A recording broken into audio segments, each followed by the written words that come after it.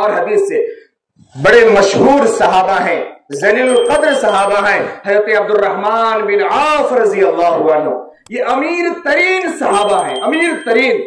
سب سے پہلے نمبر پر مدینے میں امیر یہ حضرت عثمان غنی رضی اللہ تعالی عنہ، اور دوسرے نمبر پر امیر اور دولت مند یہ حضرت عبد الرحمن بن عوف۔ ان کے پاس سونا یہ منوں میں تھا، منوں میں، کنٹل کے بعد من کا نمبر آتا ہے، منوں سونا کے مالک تھے۔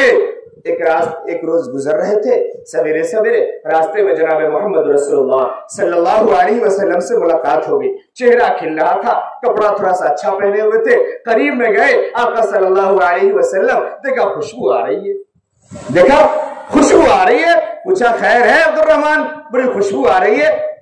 نبی سے زیادہ خوشبو نہیں تھی، نبی سے زیادہ خوشبو نہیں تھی۔ یہی میں نے شروع میں کہا، میں بات ختم کر رہا ہوں، پتھر کو تراش کے نگینہ بنا دیا، نبی نے صحرا میں مسکرایا تو مدینہ بنا دیا، اور دونوں عالم کے پھول کو نچوڑ کر رب نے اپنے حبیب کا پسینہ بنا دیا۔ آپ صلی اللہ علیہ وسلم کے پسینے میں جو خوشبو ہے نا، وہ دنیا کے کسی پھول میں خوشبو نہیں، لیکن عبد الرحمن کے بدن سے کچھ زیادہ خوشبو آ رہی تھی۔ پوچھا خیر ہے؟ فرمایا ہاں اللہ کے رسول صلی اللہ علیہ وسلم، میرا نکاح ہو گیا، میں نے نکاح کر لیا ہے، میرا نکاح ہو گیا، میں نے نکاح کر لیا ہے۔ آپ صلی اللہ علیہ وسلم ناراض نہیں ہوئے، کچھ کہا نہیں۔ عبد الرحمن میں موجود ہوں، مدینے میں ہوں، مجھے نہیں بتایا، مجھ سے نکاح نہیں پڑھوایا، مجھے دعوت نہیں دی، مجھے خبر، کچھ نہیں کہا۔ آپ صلی اللہ علیہ وسلم نے دعا دی، اور دعا دینے کے بعد یہ کہا دیکھو جو ہو سکتا ہے ولیمے میں وہ کر لو، ولیمہ کر دو۔ اتنی سی بات آپ صلی اللہ علیہ وسلم نے فرمایا، یہ حضرت عبد الرحمن بن عوف ہے۔ آج ہمارا حال کیا ہے؟ کوئی بھی اگر ہم کو دعوت نہیں دے، ہم منہ پھلا کے بیٹھ جاتے، برسوں منہ پھلا کے رہتے، دعوت نہیں دیا، بھیجا نہیں، کارڈ نہیں دیا، فون کیا، اپنے نہیں آیا۔ آقا صلی اللہ علیہ وسلم کے صحابہ، امیر ترین صحابہ، ذلیل القدر صحابہ نکاح کر رہے ہیں، اور معاملہ ختم، کچھ نہیں، کوئی ناراضگی نہیں، اور کوئی معاملہ وہاں پہ طے نہیں ہو رہا ہے۔ ایک اسی حدیث سے ایک بات اور سمجھئے، جو لوگ غلط استدلال کر کے بیان کرتے ہیں، غلط استدلال، میں اس پہ جانا نہیں چاہتا، گھنٹوں کی بحث ہے، لیکن میں سمیٹ رہا ہوں اسی حدیث سے۔ اسی حدیث میں یہ ہے کہ جو خوشبو لگایا تھا نا، جو خوشبو کا میں ذکر کر رہا تھا، اس خوشبو کے کپڑے پر اثرات تھے۔ یعنی آج بھی ہم جب عطر لگاتے ہیں تو کپڑا پیلا پیلا ہو جاتا ہے نا کپڑا پیلا۔ ہمارے یہاں بھی آج کل غیروں کی طرح ہلدی کی رسم بڑے زوروں پہ چلنے لگی، بڑے پیمانے پہ چلنے لگی، اور بہت سے مولوی صاحب بھی حوالہ دیتے ہیں، ہاں ہلدی ہے نا، وہ صحابہ کے کپڑے پر ہلدی لگی تھی، حضور دیکھ کے بتائے تھے۔ نہیں، صحابہ کے کپڑے پر ہلدی کا نشان نہیں تھا، وہ عطر کا نشان تھا جو عبد الرحمن بن عوف کے کپڑے پہ تھا۔ اس بات کو سمجھے۔ ہاں میں اس پہ جواز کی شکل دیتا ہوں، اس لیے ہمارے بڑے کیا کرتے تھے، یا گھر میں آج بھی عورتیں ہلدی کا کام کرتی ہے، رسم کرتی ہے، یا اوبٹن لگاتی ہے، وہ صرف اس لیے کہ تھوڑا سا چہرے پہ گلیزنگ آ جائے، تھوڑی خوبصورتی آ جائے، تھوڑا جو رنگ زیادہ ڈارک ہے نا کالا، وہ تھوڑا پیلا مل کر کے بیچ کا خوبصورت رنگ ہو جائے، اس لیے یہ کام کیا جاتا ہے۔ لیکن اس کام کو باقاعدہ فرض سمجھ لینا، سنت سمجھ لینا، شادی کا حصہ سمجھ لینا، اس کے لیے بڑی محفل کا انعقاد کرنا۔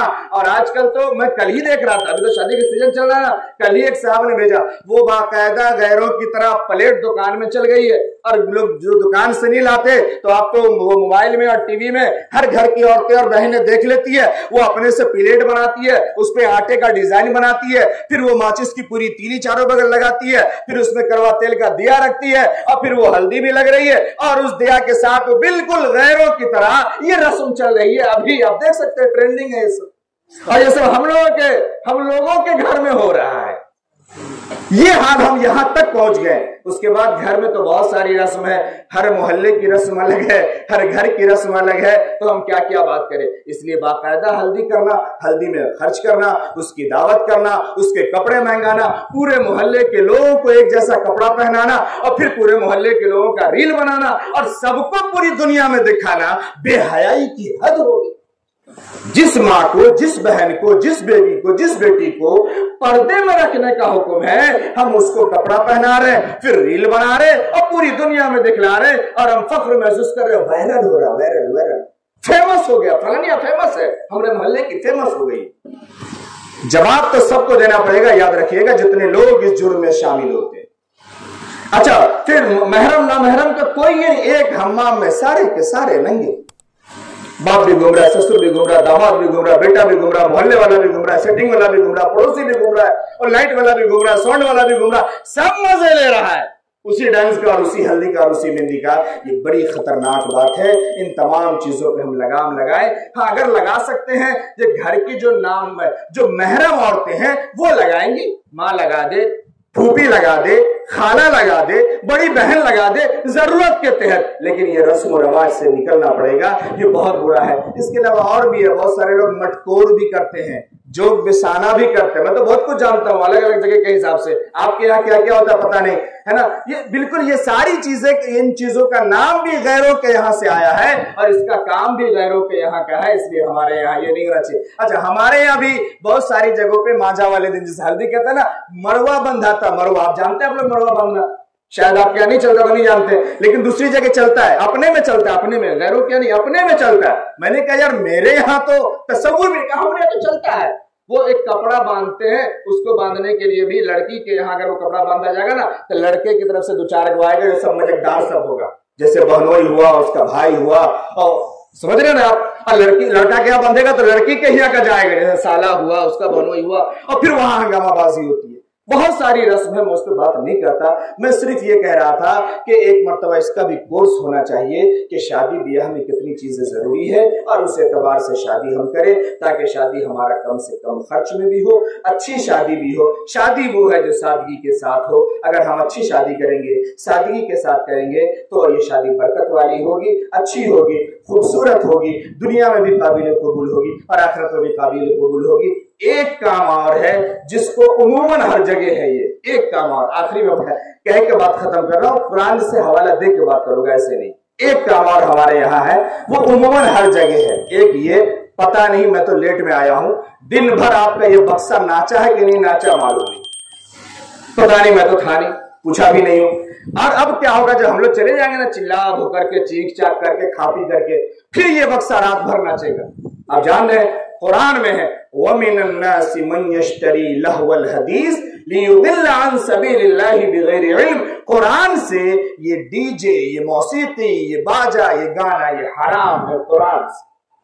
آپ صلی اللہ علیہ وسلم کے صریح قول سے حرام ہے، صریح قول سے، اس میں وہ نہیں ہے۔ اگر میں کہوں نا میری بات بڑی تلخ ہوتی ہے، میرے ساتھ میں رہنے والے لوگ جانتے ہیں کہ تب کچھ بھی کہہ دیتے ہیں، نہیں، جو جانتے ہیں وہ سمجھتے ہیں۔ یہ باجا ہمارے یہاں ویسے ہی حرام ہے جیسے شراب حرام ہے، نص قطعی سے قرآن میں شراب بھی حرام ہے اور نص قطعی سے قرآن میں باجا بھی حرام ہے۔ اگر میں کہوں شراب کی طرح حرام ہے تو بھی خراب لگ جاتی ہے بات، اور اگر میں کہوں کہ یہ ویسے ہی حرام ہے جیسے ہمارے یہاں خنزیر حرام ہے تو اور برا لگتا ہے۔ کیسی بات کر دیا، کیا غلط ہے؟ تینوں قرآن سے ثابت ہے یا نہیں ثابت؟ تینوں قرآن میں حرام ہے یا نہیں؟ ایک بات میں اور آخری عرض کر رہا ہوں، اس سے یہی سمجھا رہا ہوں خالی، نکاح، پیچھے آئیے پیچھے، نکاح عبادت ہے، نکاح عبادت ہے، نکاح دین ہے، نکاح شریعت ہے، نکاح حلال ہے، نکاح بولیے ساتھ میں، نکاح حلال ہے، اور یہ گانا اور یہ ڈی جے یہ حرام ہے۔ آپ سوچو ایک ہی پلیٹ میں پاکھانا، ایک ہی پلیٹ میں حلوہ، دونوں رکھ کے کھلا دو، لڑکے والے کو کھا لے گا؟ ارے کھا لے گا؟ خاص انتظام ہوتا ہے نا، الگ سے چاندی کا ورق لگا کے اس کے اندر دو چار کو سکہ ڈال کے اور پھر چمچ گھسا کر کے اور تولیہ لے کے صابن لے کے کھڑے ہوتے، اس کو کھلاؤ، روپیہ لو، کھینچو۔ یہ رسم جو ہے نا جھوٹا چھپائی کی، یہ بھی حرام ہے، اپنے یہاں یاد رکھیے گا۔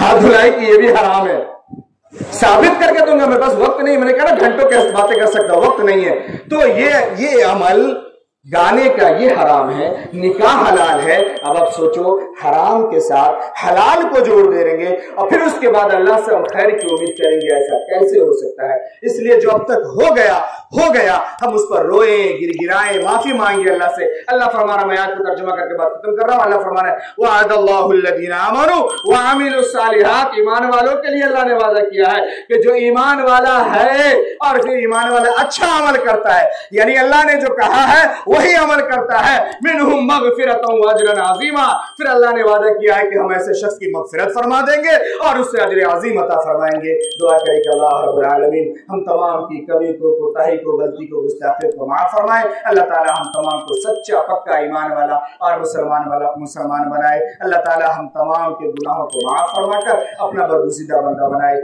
जो बातें अर्ज हुई है मौला करीम इन तमाम पर हम तमाम को अमल करने की तौफीक नसीब फरमाए। व आखिर दावाना अनिल हम्दुलिल्लाहि रब्बिल आलमीन।